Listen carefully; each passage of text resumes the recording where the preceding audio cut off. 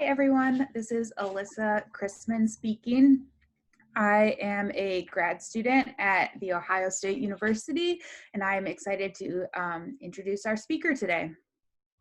So, The Ohio State University's Graduate Association of Mental Health Action and Advocacy, or GAMA, is a collective committed to serving mental health for all, and we make sure to pay particular attention to intersectional identities. As such, we recognize a significant gap in disability discourses when it comes to recognition of the interwoven relationship between disability and race. This is one of the many reasons we invited Leah Lakshmi Piepzna-Samarasinha to give the 2020 Society for Disability Studies keynote. Leah is a queer disabled femme writer, organizer, performance artist, and educator of Burgher, Tamil Sri Lankan, and Irish Roma ascent. Her work focuses on the intersections of race, disability, care, and transformative justice. She is the author of such works as Care Work, Dreaming Disability Justice, and Dirty River, a queer femme of color dreaming her way home. As a graduate student group, both led by and comprised of members from queer, Latinx, and disabled communities, and who have thus experienced firsthand the harmful implications of hegemonic disability and mental health services, we are inspired, moved by, and empowered by Leah's revolutionary commitment to disability justice. With Leah's talk, we hope to push issues of race and inclusivity to the forefront, especially as our current moment draws our attention towards such concerns from the margins to the fore. We believe Leah's keynote will be an important contribution to disability studies and activism because of its potential to radically change how we do and do not experience inclusion, especially in times such as these, that expose the ways in which all along we have had the means to be more inclusive. For instance, the current movement toward online accommodations as a result of the need for social distancing to offset the spread of COVID-19 highlights the systemic disparities disabled folks have been subject to when they have been denied access and accommodations. This live stream keynote serves as an example of what we can accomplish when we come together to care, think, and work for each other. Additionally, because this keynote will be available on our organization's website, it is open to all, regardless of academic or organizational affiliation. It is our hope that this will be an opportunity to create a safe, inclusive space for Black and Indigenous people of color, queer disabled folks, to gather along with white and non-disabled community members. Leah's keynote will be 45 minutes with 30 minutes of Q&A, question and answer afterward. To enable captioning, please click on the closed caption icon on the bottom of your video screen. To see the ASL interpreters, make sure you are in speaker mode, which is available in the upper right corner. Once in speaker view, you can see the ASL interpreters above Leah. During the keynote, please feel free to use the chat screen to talk to fellow audience members and to post questions to Leah. If you would like your question to be featured in the Q&A following Leah's presentation, please type in brackets, bracket, Q&A, bracket before your questions. In solidarity with progressive stacking, we will be prioritizing questions that center the voices of folks of color in order to further the work that Leah and ourselves are advocating for. If you do not have the experience of being marginalized due to race, or do not hold multiple marginalized identities, we invite you to help us hold space for those who can speak directly toward the intersectionality of race and disability. Mics will be muted throughout tonight's programming to best hear Leah and the moderators, and our volunteers will be actively working behind the scenes to ensure the safety of all participants should any disruptions occur. To that end, we'd like to thank you, our audience, for joining us, and we'd like to thank Leah for her time, her flexibility, and her labor in presenting this keynote. Please join us in welcoming Leah Lakshmi Piepzna-Samarasinha for her keynote speech, Cripping Survival, Dreaming Disability Justice Futures. Hi, thank you, Alyssa. Okay, I'm not going to be able to see everybody because there's 128 of you on little screens, but can everybody who can hear me? Somebody nods. Okay, I'm seeing nods. Great. The technology is working. We're not doing this during Mercury in retrograde. Thank fucks. That's great. Hello everybody. I want to say hi Crips, hi disabled family, hello disabled strangers, friends, comrades, enemies, and kin. It's always good to be with you, and we're here together at this maybe one of the most disabled places and times we can be together in, which is that I'm talking to you via Zoom from my landlady's basement apartment where I need to be right now because of my autoimmune condition. And we're all meeting on Zoom during a global pandemic. This is really cripping the idea of the conference more than maybe any conference has ever been cripped before. I don't know. I wanted to say that I tore up the speech I had and I rewrote it in the last week. So the speech is now called Every Time is Crip Time Now, While Disability, Justice, Pandemic Futures. And I wanted to say that I'm here today as someone who does disability justice thinking and cultural production and movement work outside of disability studies and always has. I'm here at a really interesting time, I think. Both in terms of the stakes of where we're at in this world as sick, mad, disabled, deaf, and autistic people, and also for disability studies in general. I think it's really important and interesting that I'm here as a grassroots scholar who is a kind of visitor to the university, but is not embedded there. Someone who's a writer and activist and cultural worker who's a second generation disabled, brown, mixed, mad, autistic, disabled femme, who has 20 years of pleasure and labor doing disability justice work. And I'm here when I think about what I'm hoping we can do in the next 45 minutes. I'm hoping that this space can be a magic spell where we address some really crucial questions that we're facing as disabled folks in the world and as disabled folks who are trying to create knowledge and talk and think and dream and puzzle about disabled histories and disabled futures. I wanted to start by offering a land acknowledgement, which is different than I normally would because I'm not in Ohio. We are not all in the same proximal space. I wanted to start by acknowledging that I'm meeting with you as a child of immigrants from Sri Lanka, Galicia, and Ireland to Turtle Island. I'm an uninvited guest on Duwamish territory in South Seattle, which is governed by the Treaty of Point Elliott. The Duwamish Nation, who are part of the greater Coast Salish community, are still denied federal recognition, but are a thriving and living nation with a longhouse in West Seattle, ongoing efforts to reclaim land, support tribal members, protect the water, and establish rights. I pay money monthly to the Real Rent Duwamish Reparations Fund, which is a fund set up for immigrants, for non-Native people who want to acknowledge the land they're on through money. And I want to offer this acknowledgement as protocol because we're all here in this virtual disabled space of dream and possibility, rooted in land and rooted in our bodies. We're here as Indigenous folks from many, many nations.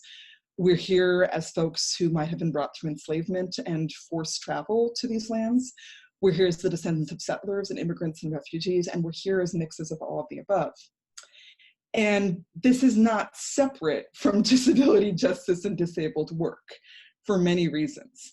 I understand, for example, that ableism would not exist without settler colonization and transatlantic slavery, because both those things created the ideal of the ideal able-bodied and minded worker colonial subject.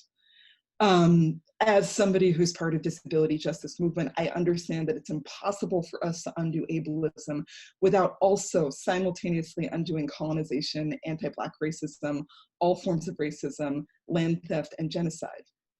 And that if we don't take on those struggles as struggles that are all wrapped up with disability, our work will fail, right? And that it's impossible for many of us who live at the intersections of all those identities to do our work as disabled people without taking apart colonization and racism. You know, I mean, I always am like, yeah, my dad would never call himself disabled, but he is one of millions of Sri Lankans with PTSD from the war.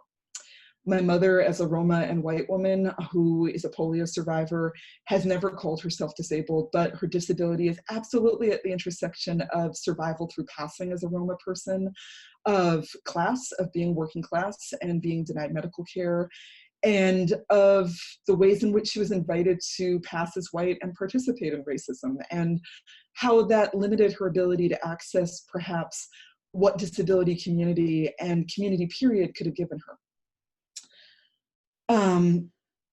So going back, so yeah, that's the first 4 minutes. So because this helps my brain and it might help yours, this talk's going to be in 3 sections, and there's also going to be some poetry. So it's not just going to be blah, blah, blah, blah, blah for all of it. Yeah, I wanted to start out by talking about the time that we're in a little bit more. So, you know, I always go back to, there's some words that Laura Hershey, you know, our queer, white, disabled poet, activist, warrior, ancestor, wrote, where in translating the Crip, where she said that we are thriving and unwelcome in this, the only place and time, as disabled people. And I'm just like, shit, that's always true, and it's true now. We're meeting in this moment of disabled pain and terror, that we and everybody we love might be murdered, not just by a virus, but by what some of us are calling ICU eugenics, right? By the laws that are being proposed, including right here in Seattle, where I live, at the University of Washington, that many of us are mobilizing against, that say that if you are old, fat, disabled, crazy, poor, etc., that you don't get the ventilator. And we know this is not the first time that we have faced these acts of medical genocide against us. We're meeting in a moment where many of us are afraid that we're going to die. We and our kin will die, not just because of ICU eugenics, but because we might be afraid to go to a hospital at all, because there is no hospital, or because we don't have immigration papers, or because we're going to be misgendered, or we're fearing death because we might be refused across the border, or we're in prison and there's no soap or medical care at the best of times. Everyone I know, I mean, you might have seen that kind of, it's one of those square things that goes on the internet that's like disability COVID Mad Lib, where it's squares like wanting to scream at people who aren't social distancing, fearing that you're going to be denied a ventilator and that's going to be given to somebody who thinks this is a joke. And most of all, the fear that you're going to lose your entire disability community. That's the only thing that's kept you alive. I'm Scorpio rising, and I'm just real talk. So I'm just not going to fuck around. I'm going to be real about the stakes that we're in right now. And I know it's not going to be, maybe some of this is not stuff that some of us are dealing with, but I think that for most of us, we're in it. And I want to start by naming that. And I want to say that we are also meeting in what I believe is an intense moment of possibility for imagining disability justice futures. The stakes are really high. And sometimes they're fueling so many of us to do work where we're like, okay, the time is now. We've got to really get serious about this. We've got to really, really remake the world, even more than we've been doing all these years, if we're going to make it. And I think that this is true for all of us. And it kind of begs the question for those of us who are involved in disability studies, what does that look like in terms of us being scholars, students, teachers, thought workers, inside and outside the university, when we're looking at the place of DS in this moment in time? And I'm just going to jump back and I'm going to give an example that I know that we're already thinking about, but like, it's really amazing, isn't it? That like, I feel almost embarrassed saying this, but I'm like, right, things that we've been asking for years, in terms of access, like Zoom, like I can't get out of bed today, or Accessoride didn't make it, or I'm in the bathroom, can I Zoom into class, which we've been gatekept from for years by ableist administrations, et cetera, et cetera. All of a sudden, all the ableds have it, who have computers. It's like, oh yeah, virtual, that's great. That's one of those like ironic moments of possibility and WTF that we're in. I mean, 4 months ago, I was on like probably my 200th email because I'd been invited to this mainstream, ostensibly progressive academic conference.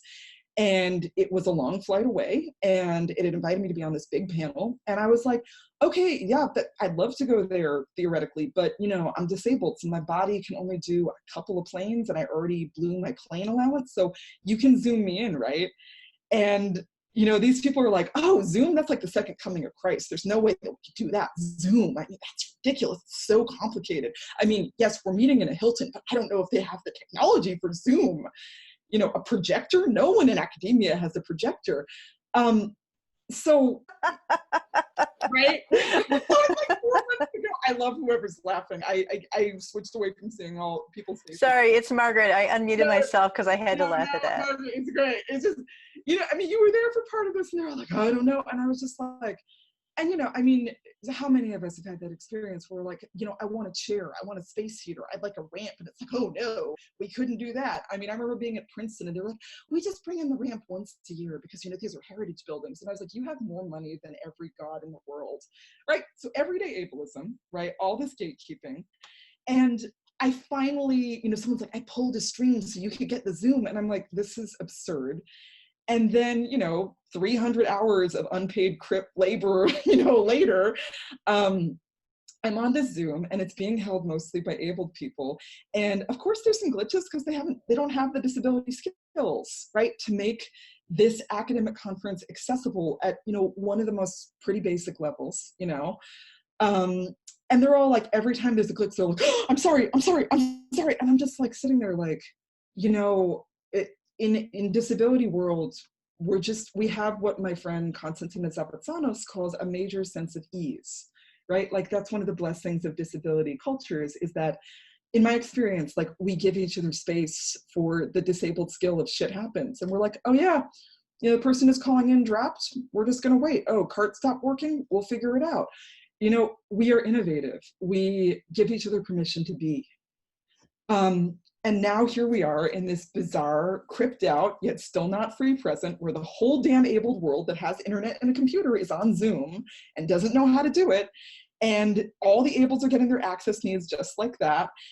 But, there's no training that, we're being paid to do. My friend, and they're also the creator of the Building Radically Accessible Movements Communities Everywhere blog, Roman Gallagher posted, we don't even get a finder's fee for this shit. What's up with that? So we're in this moment. And I know so many of us, I was on a panel just the other week where they were like asking us, what can you guys teach the movement disabled people? And we all were just like in the pre-rehearsal, like, we're bitter. We're so bitter and angry, as we've always been. And we're like, oh, now you want to know, now you care, now you want the access needs.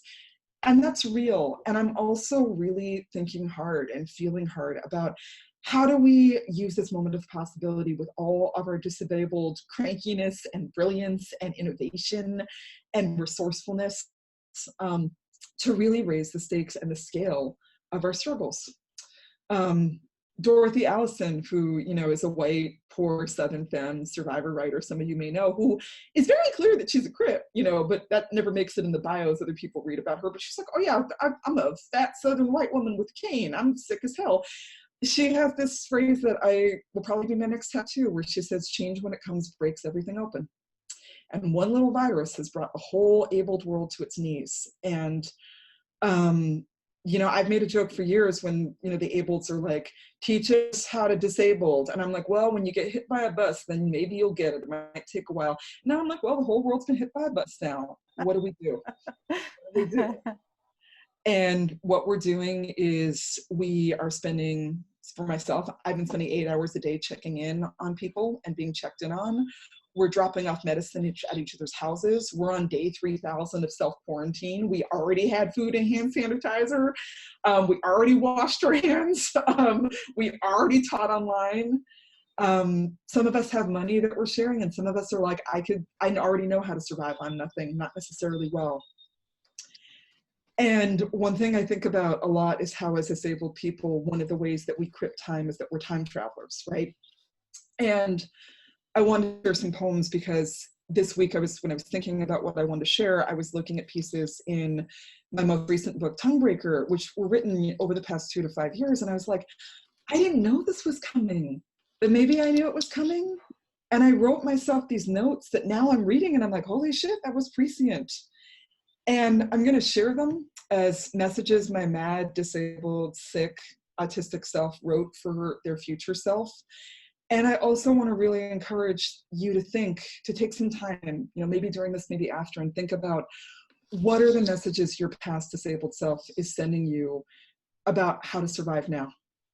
How we've already survived the end of the world as Crips.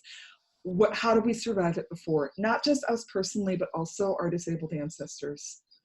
You know, like, who are those people who we can reach back to be like, hey, you know, when you were surviving the institution, when you were in the back room of your mom's house, when you were all alone, you know, what kept you alive?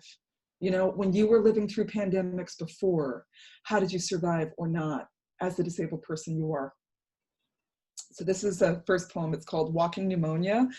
I swear to God, I can't make this shit up. Walking Pneumonia, a working class sick femme prayer. Look at this, I wrote this, okay. Soak your chest in Vicks, girl. Shoplifting the oil of oregano. Thyme and boiling water, put a saucer over the top. It'll bring that out, that golden oil. Honey, get that phlegm up. Mucinex, yes, if you can get it, it's a wonder drug. It came from an herb from a country some of us come from, but mostly rest, even though they won't let you. You can't just do a little bit of work. You can't go on just a short plane ride. A roasted onion and some mustard and a compress on your chest. It's cheap. Hit the $15 community acupuncture clinic. They will tell you to rest. They will tell you that most of the medicine we have is rest. There's a real risk of walking pneumonia, they'll tell you, but you already knew that. Hold on, am I still there? Hold on. Something just happened that's weird. I'm still here, yeah? Yeah, okay, sorry, it went to somebody else's picture. Sorry, my bad, or somebody's bad. Okay, there's a real risk of walking pneumonia, your PCP will tell you on the phone, but you already knew that. We walk through pneumonia all the time. We walk and roll and limp through every damn thing. Yeah, I know it's connected to grief. There's been plenty. I know there will be more. Chest aching from the barking cough, mountain of pillows. Chicken soup in the freezer always, cedar tea from the corner tree. I've been there. I can working class femme MacGyver my way through any sick and tired. Make it through the airport with my inhaler, cane, Claritin, decongestants, yin chow, and prayer. Then my body collapsed, insisted I rest. Working class sick femme lungs spread like aching congested butterflies, wings beating, but slow, slow, slathered with every home remedy, but rest.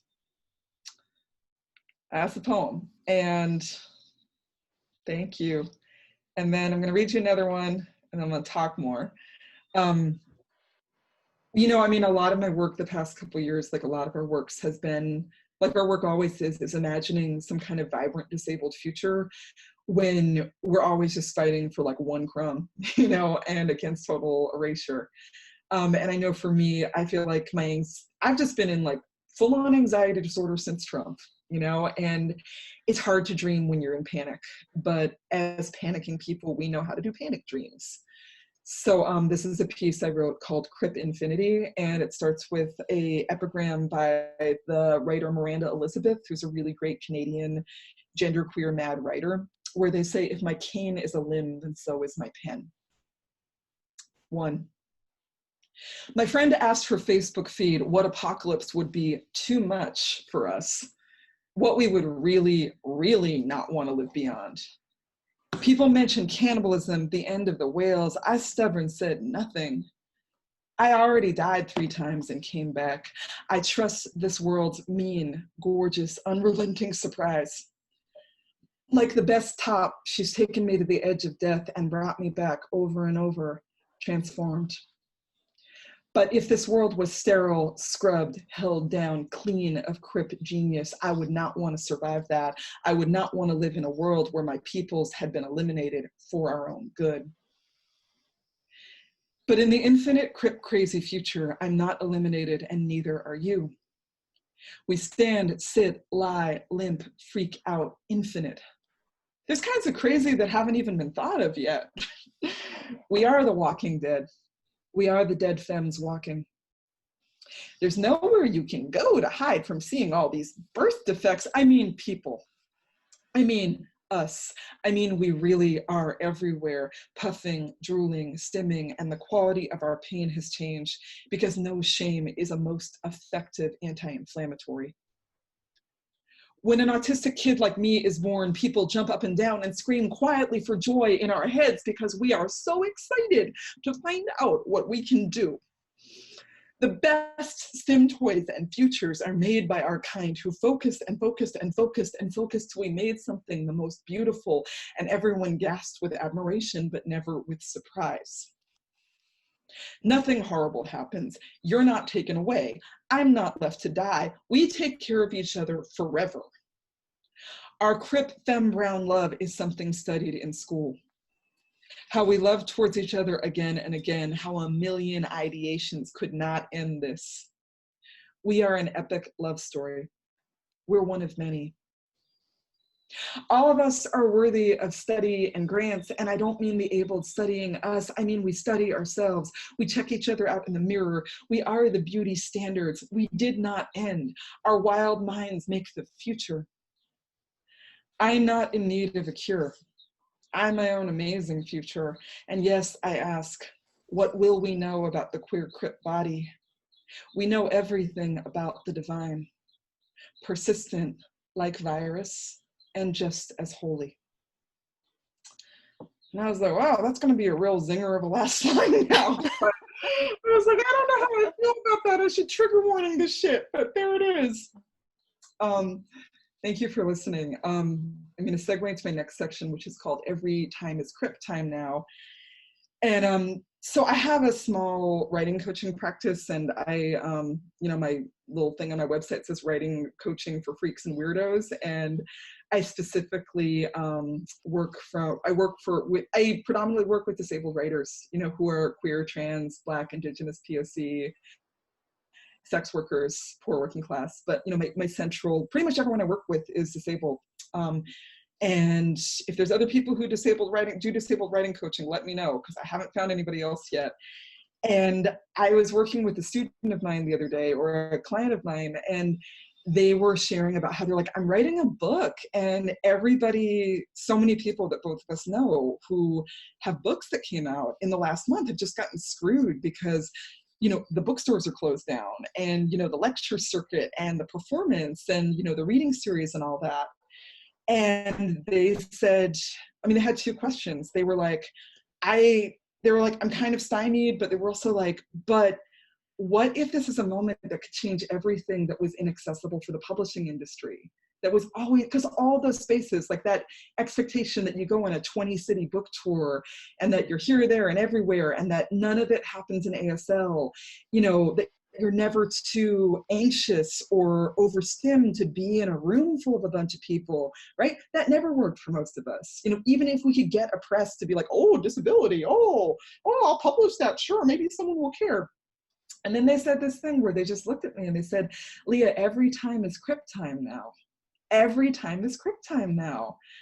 And I was like, oh, damn, look at that. And y'all probably already know it, but I am going to read the opening section from Ellen Samuel's piece, 6 Ways of Looking at Crip Time, because I love it and it never gets old for me. And I also want to use it as a base that we can be like, okay, how does Ellen's words sit with us right now in this moment where Crip time, slow time, sick time, depressed time, up till 4 a.m. with panic time, trying to get medical care time, lying on the couch time, oh, I'm not productive time, I'm on Zoom time, I'm sending text message time, is so everywhere in a million ways. Ellen says, when disabled folks talk about Crip time, sometimes we just mean that we're late all the time, maybe because we need more sleep than non-disabled people, maybe because the accessible gate in the train station was locked. But other times when we talk about Crip time, we mean something more beautiful and forgiving. Hi, Margaret, I'm going to quote you. We mean, as my friend Margaret Price explains, we live our lives with a, quote, flexible approach to normative timeframes like work schedules, deadlines, or even waking and sleeping. My friend Allison Kafer says that, quote, rather than bend disabled bodies and minds to meet the clock, Crip time bends the clock to meet disabled bodies and minds. I've embraced this beautiful notion for many years, living within the embrace of a Crip time that lets me define my own normal. So, when I was a COVID outlier, like many of us. It was late January and I'm Asian and I was just watching and I was like, they're all saying, America's saying it's going to be fine. It's not going to be fine. I started self-isolating in February I went out to the store and I bought lots. I have 6 months worth of lentils in my house, as some of you may have read about. And that that was in early March. I have so many lentils. And then I was like, why didn't I get frozen pizza? Like, what am I doing? All I want is frozen pizza. You know, me and my partner were just like, yeah, we're just not going out. And me and my work partner, Darius Dixon, who is the co-editor of our most recent book, Beyond Survival, Stories and Strategies from the Transformative Justice Movement, we like just got in 1 week of touring. And then, you know, our press was like, well, you got to go out again in March. And then there was this like terrible 2-week tour that I was like, this is not in my accessibility plan, but ooh, it just happened. It's just the way it's supposed to be. Guess I'll drink a lot of water, you know, guess I'll do all my disabled planning. And I didn't want to go. And then when you know, the news started building, Jairus was like, do we need to cancel? I've got asthma. And I was like, yeah, and we were these outliers where no one was canceling anything yet, but we were the folks who were like, hey, hi, we're sick. Can we have a contingency plan? And when everything canceled, I mean, I had disappointment because I wanted to see my friends. It's a tremendous privilege to be able to travel. I wanted to be with you all, you know, in, you know, every disabled place where we do so much labor and we put ourselves in so much danger to physically get there, and it's precious. We know that, as well as being triggering and inaccessible and, you know, something we pay for, but it's still such a gift to be together. And so I was like weighing that disappointment. And then I also was like, wait, I'm not gonna get, I mean, ironically, I usually get pneumonia after 2 weeks on the road. And I was like, oh, I won't get pneumonia. This is great. And I was thinking about even some disabled spaces that have tried to book me, that when I've said, hey, can we do Zoom? They've been like, oh no, you know, Zoom's not a big draw. You know, we really need someone there in person. And some of the things I talked about with the person I was working with was, we were like, what if this is a moment where all the pressures, for example, just to give one example of the ableist publishing world, could fall away? What if instead of books, presses publish serialized novels? You know, Mark Twain used to have these like novels that were like a chapter a week in newspapers. I think Louisa May Alcott did that too. That's what Joe did in Little Women. And I was like, wow, that's a Crip format, because it's a much easier for a lot of us to write, you know, 300 words, a tweet, 1,000 words, than like, oh, you got to write a book, and that's real cultural production. We were like, what if, you know, I was thinking about my friend Clementine Morgan, who's a white, mad survivor writer in Montreal, and how I get their PDF zine every couple months. And I'm like, oh, and they have, you know, capital B books too. But I'm like, wow, I feel so connected to this online survivor, nerdiverse, queer femme community through getting that zine, you know, and I'm giving money to them directly. You know, what if there's a new form of the email PDF zine as a new disabled writing art form, and that's real literature? And what if all of the cripping of the book tour that many of us have done, and I want to shout out Aurora Levins Morales, Noemi Ortiz, like myself, like Eli Clare, like so many people I've learned from, you know, where, you know, Nono Martinez, you know, so many people who've been like, you don't have to do it the way we're all supposed to do it. You know, you can have book tour on Instagram. You can, you know, send out letters to people. What if we were just like, we're the new normal? What if we scaled that up?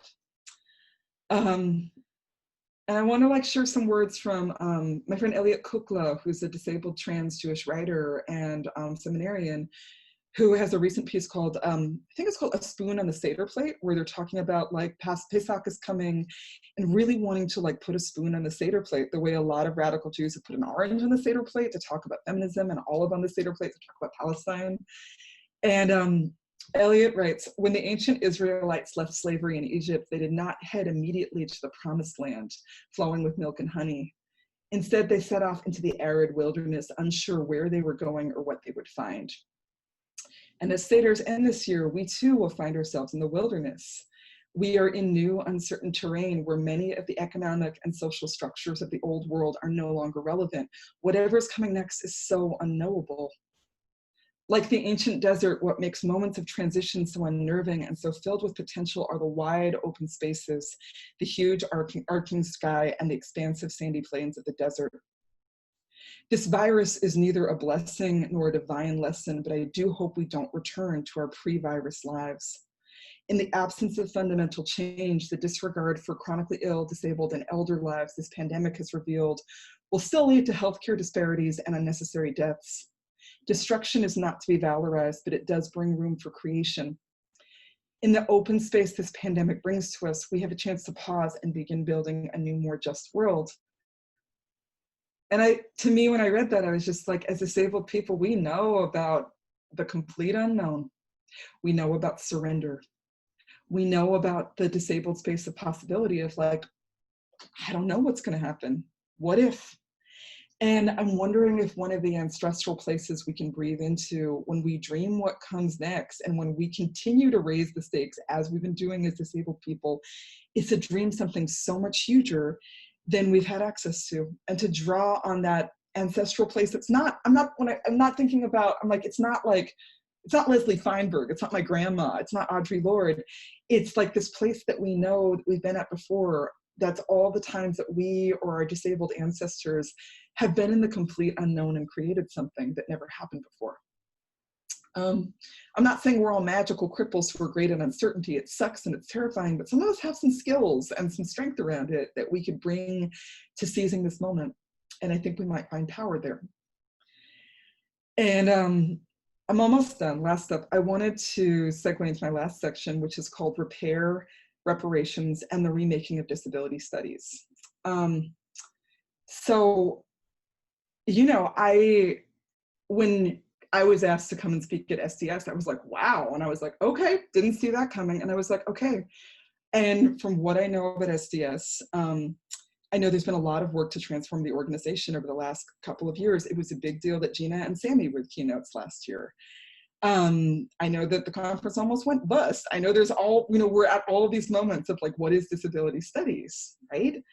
And I know that for me, disability studies is a discipline that, like a lot of disability rights movements, as a disabled femme of color, there's a lot that I love, that I'm glad disability studies exist. And it's been a liberation house for so many of us to like be able to have a space to talk about disabled histories and futures and research and study and be with each other. And it's also a space that institutionally has struggled with racism and other exclusions and oppressions for decades. I'm somebody who is a disabled scholar and thinker, and I don't have a disability studies degree. And I frequently, when I'm invited to come to universities, it's usually not disability studies that does it. It's usually the Black and brown, you know, women and non-binary folks in like, you know, gender and women's studies or Black studies or Asian studies, right? And I'm very much not alone.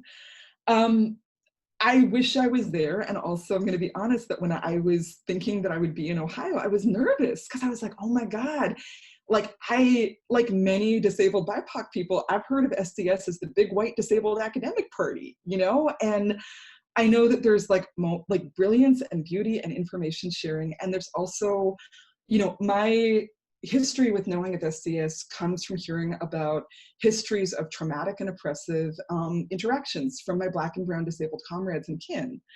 One of my closest and dearest comrades, Cyrus Marcus Ware, as some of you may know, presented with another Toronto friend of mine, Nwadiogo Ejogo, in 2008, their piece, which then was called How Disability Studies Stays White and What Kind of White It Stays, talking about their experience as Black, queer, and or trans disabled people in a very white disability studies department in a Canadian university, and the racism and the microaggressions and the people of color have it easier than disabled people and all of the stuff. And this was in 2008. This was when disability justice as a word had just been invented 3 years before in the Bay, right? And they, you know, Nwadiogo and Cyrus, you know, and I'm sharing this with their permission, with Cyrus's permission. I actually don't know how to get in touch with Nwadiogo. Hope this is okay. But like, I know that they both faced a lot of backlash and shunning and left DS, you know, left their specific program after they read that piece being like, we have a race problem. We don't have a race problem, we have a racism problem.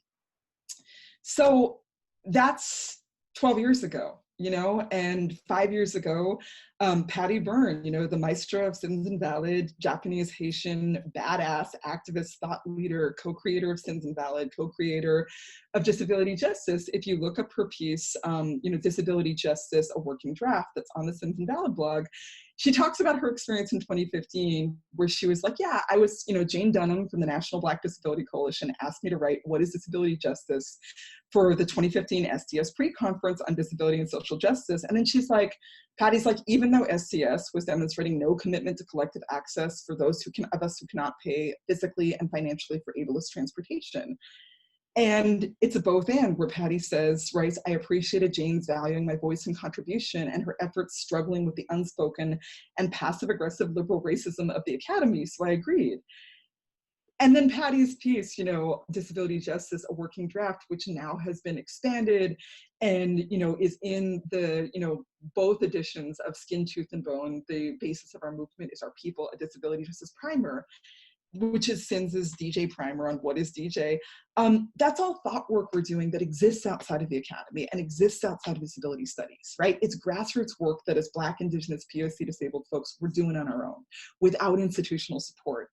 And with, I would say, both the freedom that comes from being able to do this work on our own terms, and also, yeah, we don't have tenure. I mean, most of us don't have tenure, but I'm just saying we're not within institutionality, right? So this is also to say that, like, it's 2020 and a lot of things have changed because of disability justice.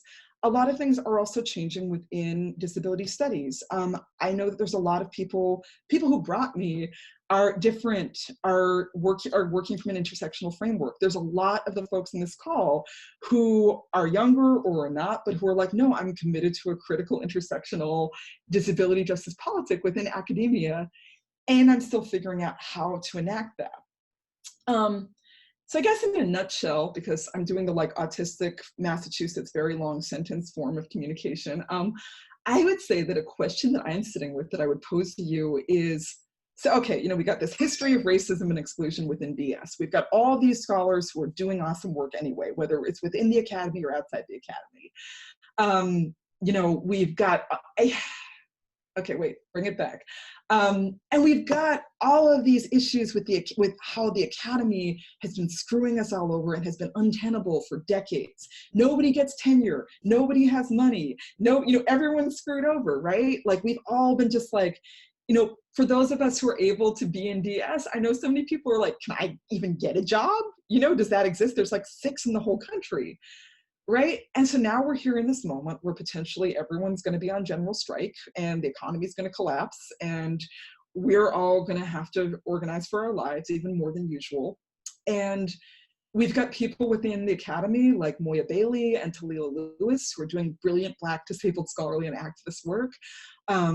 I don't, you know, I could shout out a million people and I'm going to stop because I'm going to leave out people, but I just want to shout out all the brilliant Black, Indigenous, and POC and ally folks doing disability justice scholarship within the academy.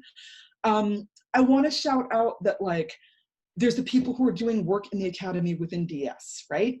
And I know so many disabled women and non-binary people of color who are teaching brilliant disabled work and who are not doing it within DS. You know, we're doing it within, you know, gender and women's studies. We're doing it within writing. We're doing it within Black, Africana, Asian Pacific Islander, Indigenous, Latinx, Arab, Middle Eastern studies. I know at least one group of disabled, you know, people of color teaching disabled work in the academy who are like, yeah, we are not going to formalize it as a DS department because there's so much racism within DS, it would actually go against us achieving our goals. We'd rather work with Africana, GWIS, all the ethnic studies departments and queer studies, right? I also want to say there's so many of us who are doing disabled thinking and scholarly work outside of the formal, you know, elite or elite adjacent university system. When I was on tour with Care Work, there were so many people who came up to me who were doing really on the ground, I would say, disability justice and practice academic work, who were teaching at community colleges, you know, continuation schools, in jail, activist training programs, Black and Asian freedom schools, who were sneaking the work into social work and medical training programs as disabled people. right? Who are teaching in undervalued spaces that are filled with poor and working class students, many of whom are also disabled, who are like, yeah, I can never make it into Oberlin, you know? Like, I didn't score well on the SATs. You know, I can't travel, right?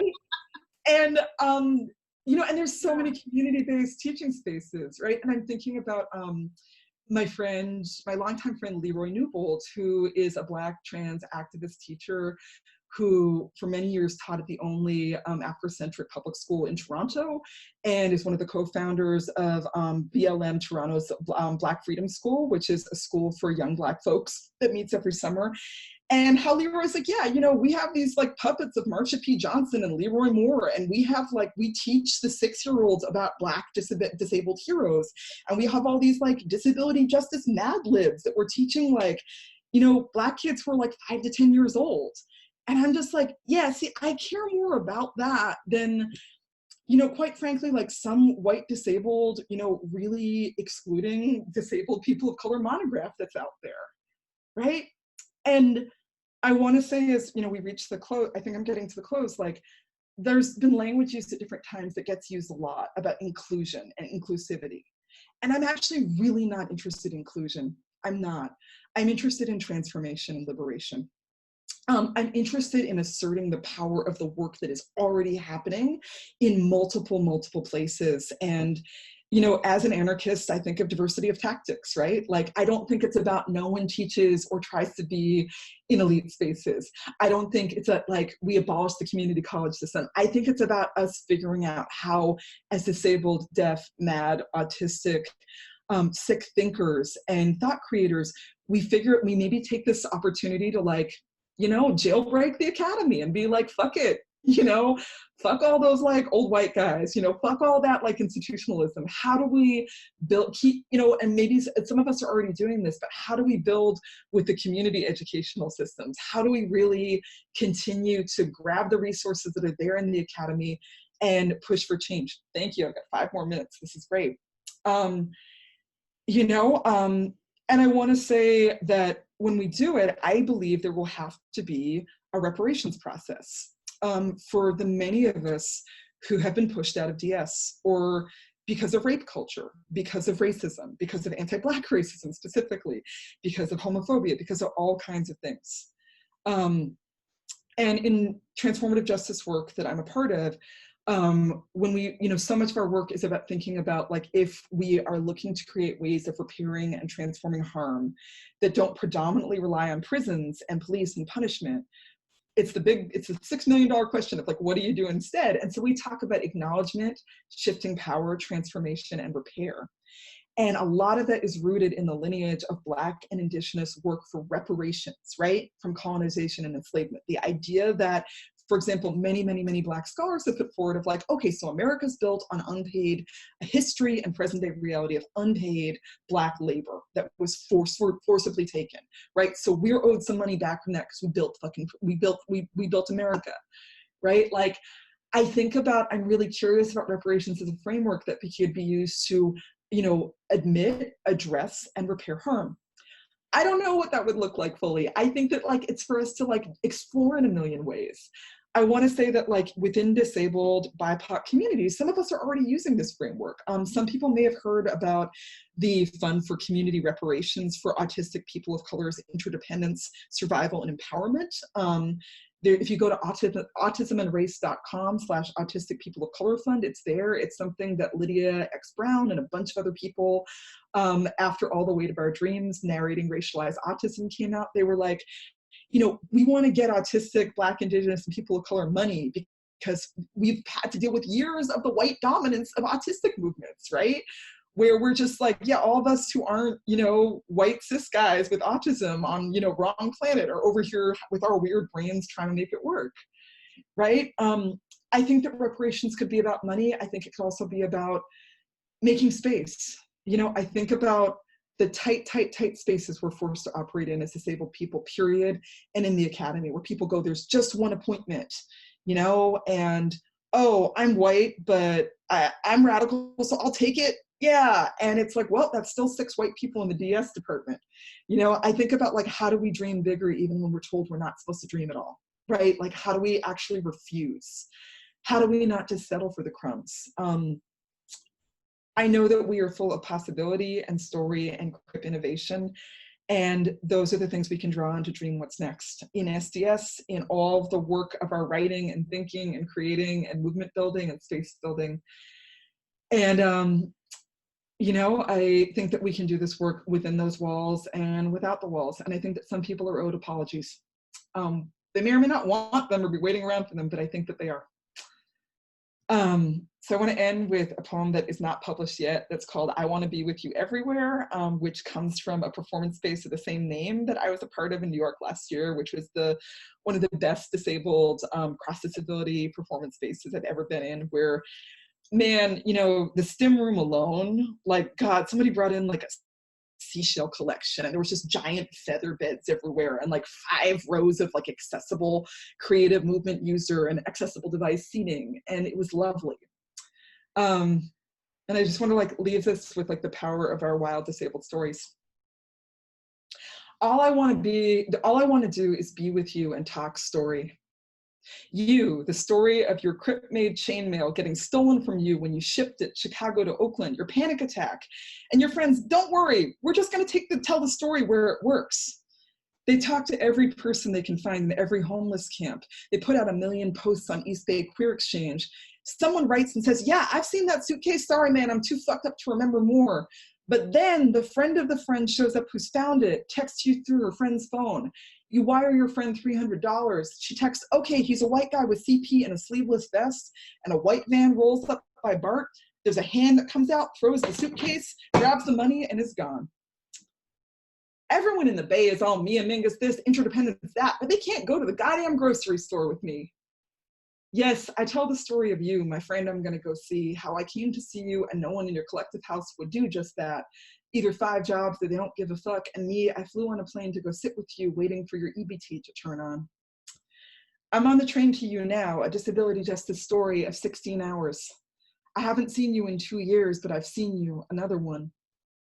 I made it here on this wheelchair accessible seat there isn't enough of, on 1 million disabled rides and keys laid out from people who don't even know me, but know me. Coffees and a ½ pound of salami someone stole, beds laid out, and somebody bringing 2 boxes of chamomile lavender tea. The guys in the Crip cart who appear in the Chicago Amtrak station in the middle of my, well, what can you do, disabled surrender, when I'm about to miss my train on a fucked up leg and a train station the size of 15 inaccessible football fields. They put me in a cart, drive 40 miles an hour till they get to the last door and the last seat of the train 30 seconds before the door slams. And isn't this how we always live, rushing those moments of impossible connection, the people who pick us up that we never expected would be there or sometimes leave us alone. Angel talking in the back room of the bar intently after the reading. Candace said she would come, but she's still at the salon. Thimo took an hour each way to come on the train in their beautiful batik. Southside Spoonies came for a second and then had to take a train to another train to rest. This is a disability justice story. This is some crazy shit. I got 1 million more. You want to stick around? So this is for us and all of our crazy stories. And thank you for having me here so much.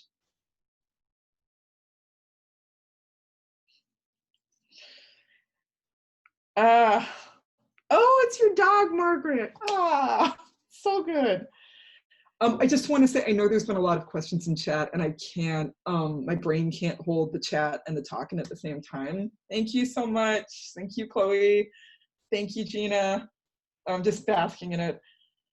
I'm going to, so the questions, thank you, Sara. I hope we get to be in the same place sometime. Oh my God, Nandri. Sarah! Okay, sorry for screaming. Thank you. This is an honor.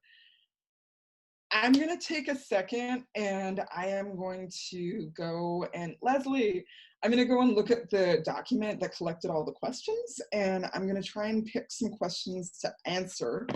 And please keep the love going and feel free to talk amongst yourselves. And let me try and find this. Hang on one sec. Okay. Yes. Yeah, that was so great. So while you are looking at the questions, we are going to take an about 3-minute break. So any participants, feel free to spend that time as you need. And we also might have space for more questions. So if you want to include them in the chat, feel free to type your question. Please remember that we are practicing progressive stacking. So we're prioritizing questions that center the voices of folks of color. Um, yeah, so take 3 minutes to yourselves, however you need, write some questions, and we'll be back soon. Mm-hmm. Great. Mm-hmm. Mm-hmm. Yeah. Mm-hmm. Mm-hmm.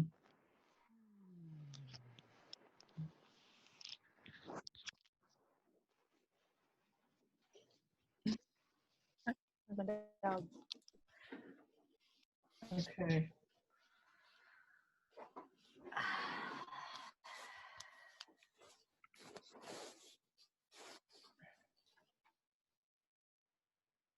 Margaret. Whoa.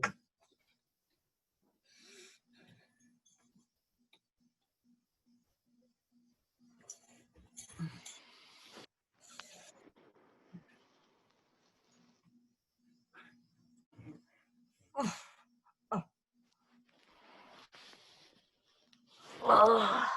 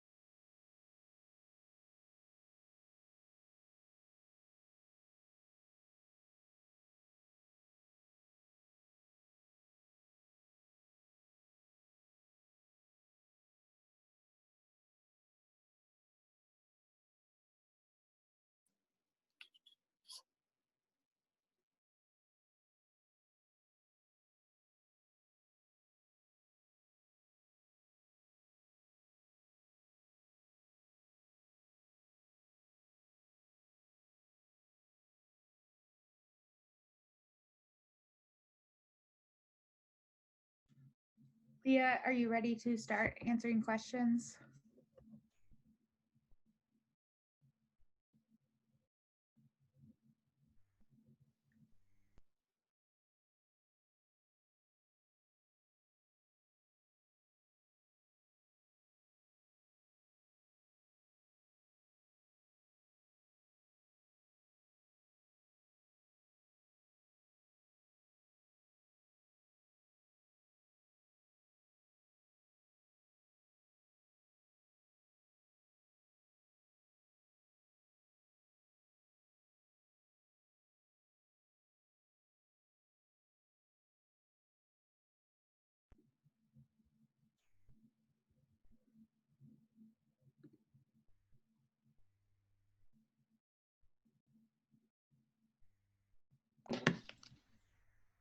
Okay. Leah, you ready to start? Okay. So we are going to begin the question and answer session. So we have our questions already written, so please make sure that everybody stays muted so that we can have Leah be the focus. So our first question is from Haley Yoshiz. I might be saying that wrong and I apologize. So Haley says, I am terrified for the millions of old people, especially those with dementia who are institutionalized right now, many of whom are poor, femmes, BIPOC, because they are so likely to be victims of ICU eugenics. How can we include these highly marginalized confined people who are already constructed as, quote, the living dead in our work, in our disability communities and movements? That is a great question. And I'm not just saying that to stall for time. I really mean it. Thank you. Thank you for bringing that into the space. Yeah, so real talk, I've been thinking about this a lot because I'm estranged from my birth parents because of abuse, but my mom is late stage dementia in a nursing home right now in Worcester, Mass. And I have just been sitting with the fact that she could die exactly the way you just described, and so many hundreds of thousands, millions of our people, right? And you're right, like this is one of those places within disability organizing where we historically have had a lot of challenges, you know, like in terms of cross disability, you know, ableism, where folks with developmental cognitive disabilities, you know, are not in the picture, and also just reaching our people who are in institutions. So I'm not promising, I don't know if these will work, and I'm not promising any magic solutions, but this is what I'm thinking. One, I'm thinking about some of the recent actions that I've seen our folks do that are about the power of witness, right? And specifically, I'm thinking about I don't know if people are familiar with there's some big protest actions that happened. My God, this feels like a million years ago. This summer in August, that the Disability Justice Culture Club and Fat Rose and the Power to Live campaign, before it was the Power to Live campaign, but a lot of those Bay Area Crips did, it was called Crips and Fatties Shut Down ICE. And it was during, it was a lot of people who were disabled, elder, fat, you know, all of the above, who were really, it was one of the first places that I've seen that formation really rally under the phrase, no body is disposable, which I know we've all used from, you know, many people have used that phrase. But what I'm thinking about is I'm thinking about last summer with all of the ICE camps and how it just really felt like everyone I knew was just like, what the fuck do we do? Like, I mean, we we can't go to the, I mean, there was like blockades, you know, there was like send money, there was bail people out. But I just knew so many people were really feeling like I'm watching concentration camps and I don't want to be complicit. But like literally when I knew people who were like, we're trying to go inside the ICE building to shut it down. And they were met by people saying, if you do this, you're going to face federal charges, right? You're going to be off the streets for a really long time. And some of those were folks who were like BIPOC, migrants, you know, disabled, etc., who were like, okay, we can't take that risk. And the thing that I thought about, and you know, it's one of those actions where it's like, so did that change the world or not? And we might not know, and it might be something in the middle, was that, you know, there were these, if I can maybe put a link in chat or someplace afterwards, but there was these like beautiful, beautiful rally of all of our people in front of the ICE building in San Francisco, just holding signs that said like irreplaceable, precious, like wanted. And just like being like, what the power that we have is to refuse to like not witness our people.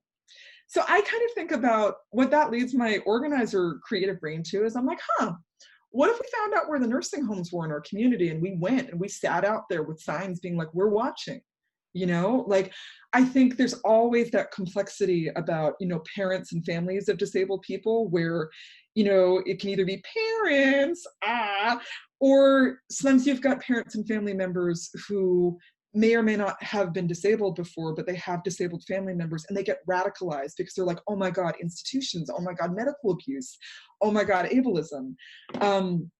I know that I'm thinking about, I'm not sure if it's happening, but it's making me think of in Detroit Disability Power. They a year ago were talking about that one of the strategies they wanted to was they were like, there's so many crappy support groups for caregivers and families that are incredibly ableist. And they're like, we want to make one for caregivers and family members that's disability justice rooted, that's a space for people who are like, my family member who's disabled is not the problem. Maybe I'm disabled too, and I want to organize against this hospital. I think that there's tons of people who, I mean, whatever. There's a lot of folks who have dementia who are in institutions who their parents are just like, yeah, kill them, you know, like, yeah, turn grandma off, no problem, sorry. But it's real. And then you've got families who are terrified for their family members. So I'm like, can we have those conversations? Can we do that base building? Can we start where we are and be like, hey, let's all go. And maybe it's doing like, there's people at the Life Care Center. I mean, I'm in Seattle, I'm in Plague Central, you know? And the Life Care Center, which is the care facility that was one of the huge hotspots of COVID community infection, where there's so many elders who have died, who are not being allowed in and out, their families aren't being allowed in, there's family members who are in front of their everyday with signs, being like, we're watching. So I think about that pressure. I think about potential alliances and demands being made of medical workers, right? My roommate, you know, my now former roommate, but we were roommates for many years, is a chronically ill certified medical tech, you know, and I know that what I'll share is that like many medical workers, you know, they're just like, yeah, we don't feel like we can strike because people's lives are at stake, but we don't have PPE and we're trying to fight against tremendous abuse. And there's always radical disabled medical workers. I'm thinking of myself specifically as a MAD person where, you know, they don't usually last long, but you've got that one art therapist who's not going along with the bullshit when you're an inpatient. And I think about like trying to organize with medical workers as a fifth column. The No Body is Disposable campaign, some people may have seen, there's a link where you can, you know, send it to medical workers, you know, you can sign it saying, we are elders, fat, disabled, institutionalized people and people who love us, who don't want to die, and we are writing you being like, can you pledge to not take part in ICU eugenics? Can you refuse? Can you, when there's that moment where your preceptor or your boss says, okay, we're doing rationing, that's a moment where medical workers could refuse to do that, right? They could organize and they could take a stand and they could communicate with each other. And one thing I will say is I have just seen a little bit of, you know, there's these Facebook groups that I was looking at, you know, just looking for resources for friends of mine who are medical workers, where there are medical workers who don't want to go along with this because they're like, it's genocide. And they also know that they are at a huge risk of becoming patients themselves. And sure, they're doctors, they might be first in line for the ventilators, or they might be fat, old, you know, whatever, they might not too. And they're just like, we can't, this is criminal, we can't sign on to it. So I think about that. I also think about policy work, which isn't sexy, but like, you know, and I don't know, but like the lawsuit that a bunch of Disability Rights Washington and the ARC of Washington and other places just launched federally a couple weeks ago to say we have to stop, we cannot move forward with these medical rationing policies, like it's discrimination. God knows what the fuck will happen. I mean, I don't know if people saw, we had that win against the Judge Rotenberg Center, right? Where we finally got, you know, the FDA to say no more shocking autistic kids. And unfortunately, just the other day, there's been a stay that's issued against that decision so they can keep shocking our people. And it really sucks. So, you know, I mean, but I think that we have to use all the weapons we can. We need to talk to our people. We need to be outside of nursing homes. We need to have the conversations in our communities. I also think of I know there's some people who are in my community in Seattle who are not institutionalized yet, but they're at risk of being so. And I'm in communication with a couple of my friends who are who've been in nursing homes before when they got seriously ill, and who were like, okay, you know, let's set up the care web now. You know, I have one friend who's just you know, I don't want to get into their business, but they're just yeah, if I get taken in, if I get sick, I need people to call twice a day. I need you to be here's my whole network. Here's all the emails. I need you to keep the pressure on. I had a friend who was sick recently where no one's allowed in the hospital, right? But, you know, we were able to still he had his phone, you know, so we were texting and we were checking in as much as we could and checking in with each other and with his power of attorney and being are things, and just letting them know that people are watching, right? And I think the thing that's really tricky and more challenging is, as we know, so many of our people and people who are in that situation don't have people who are watching, right? So then I think it becomes do we go and we stand outside a rehab facility where we don't know anyone, but we're worried and we go, hey, you know, we're going to stand 10 feet apart with respirators. Those of us who can be out there holding signs saying you're not going to murder people on our watch.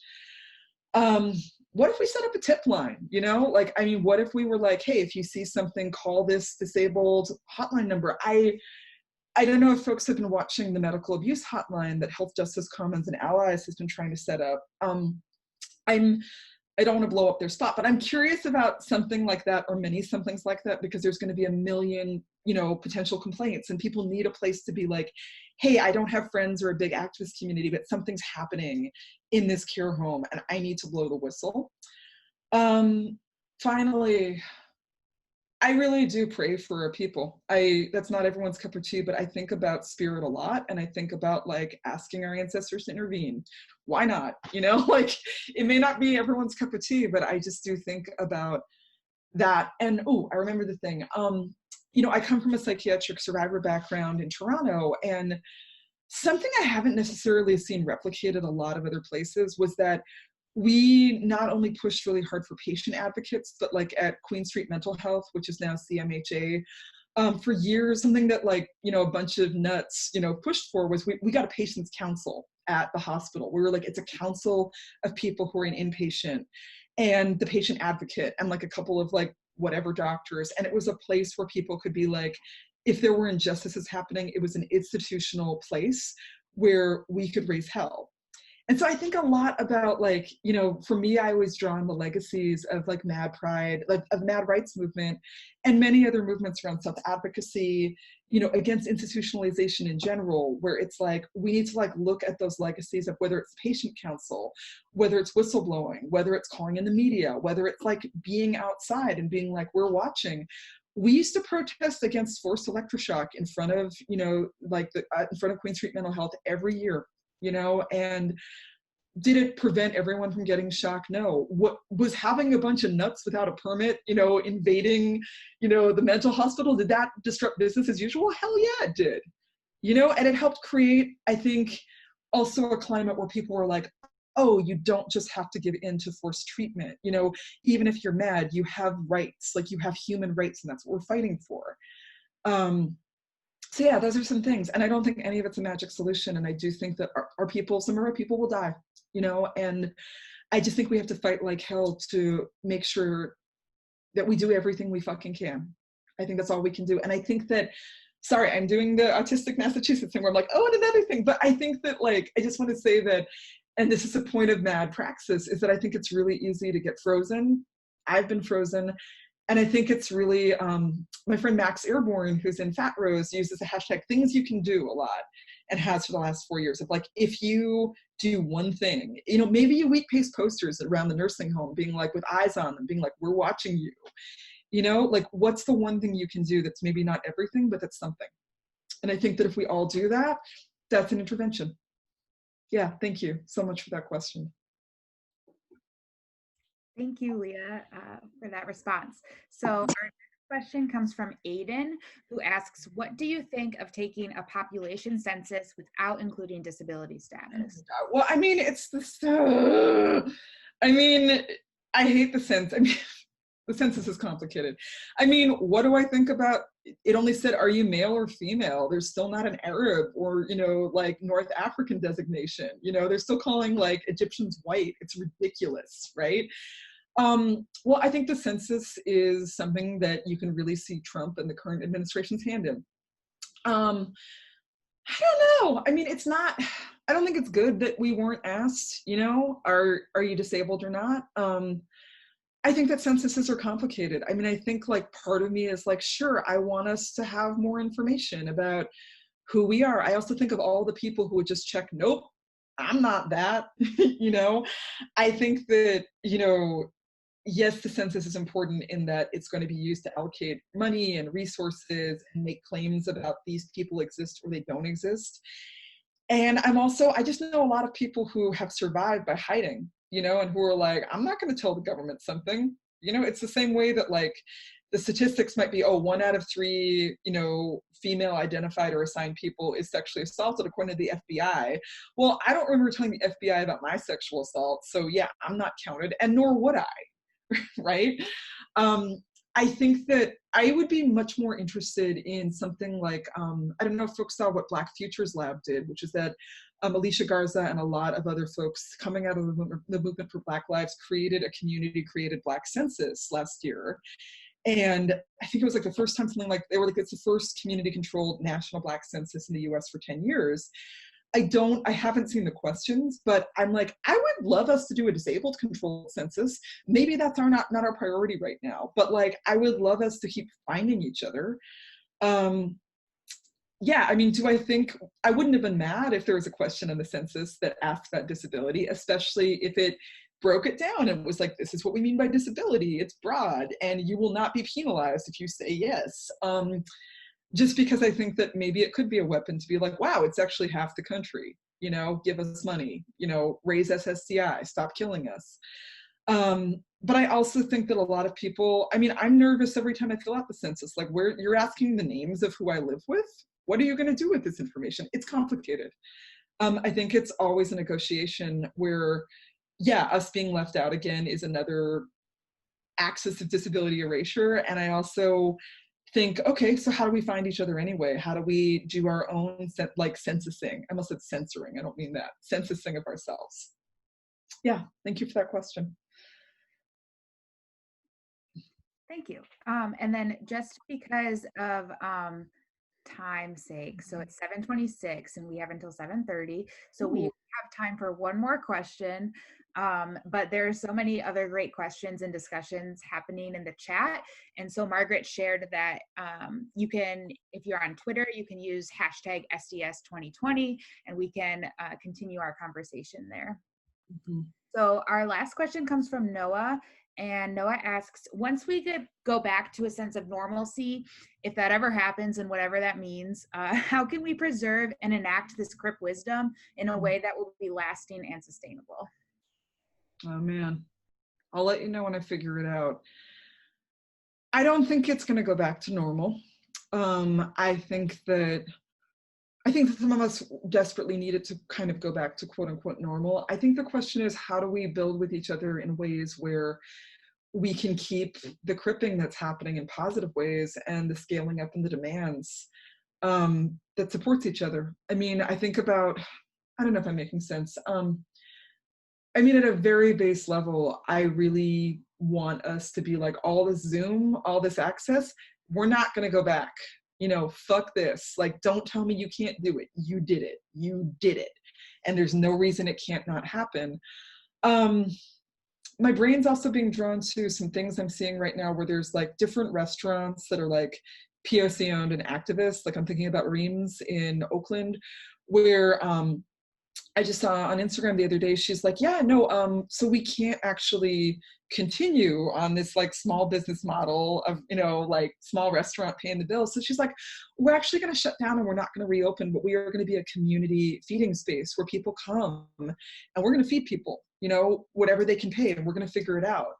I think about that. Like right now in Seattle, at least, you know, there's so many, because we were one of the first places that was hit, people were talking about, my God, like so many restaurants and stores and businesses might not, you know, and music venues might not reopen because, you know, they owe so much back rent. And I go, okay, well, you know, in chaos is opportunity. What if we made a demand? Like, what are the demands we can make that go like, so yeah, is now when we abolished rent?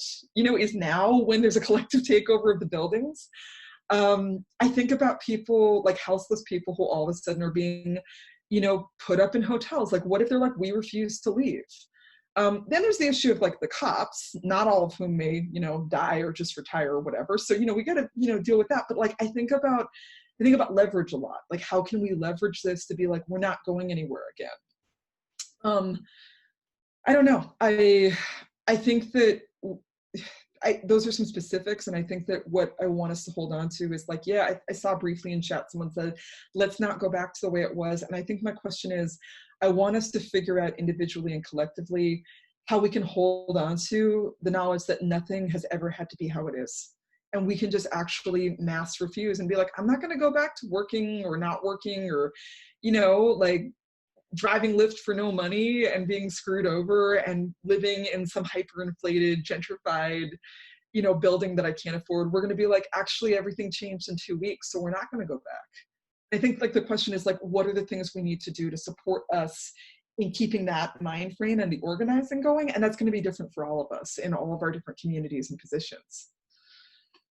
But yeah, like, let's just do the disabled art of refusal. What if we just continue to be on couch strike 2020 for the next decade? You know, like, okay, I see we're at time. We are, sadly. This has been so amazing.